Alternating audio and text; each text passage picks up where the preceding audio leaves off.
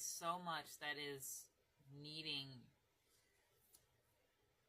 to be shaken up like this because we have spent too long in the Midnight Reap. I know I've used that before in a reading, but it's a message in Subnautica when you've spent too long in I think it's the Mushroom Caverns. It's a very deep place, very resource heavy, but it's like 900 something meters below the water surface, so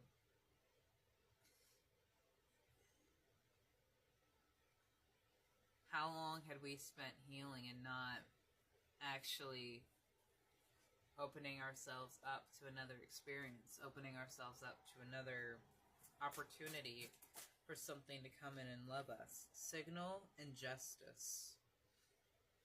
I love that Virgo is coming out, and the Southern Cross.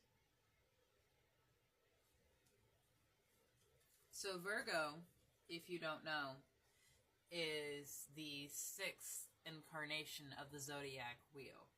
And it is my belief that every person goes through the wheel from being born for the first time in their soul as an Aries and reborn again and again and again to learn each lessons. Those born under the sign of Virgo now have been reborn enough time to reach a point of self-actualization. That's why Virgo is the first and one of the only zodiac signs represented as a person.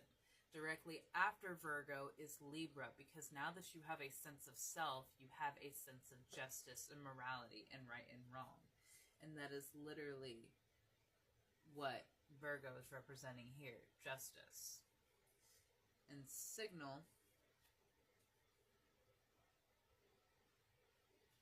there is, I love that Centaurs is right here because I was literally thinking Sagittarius is like the only other thing that looks like a person.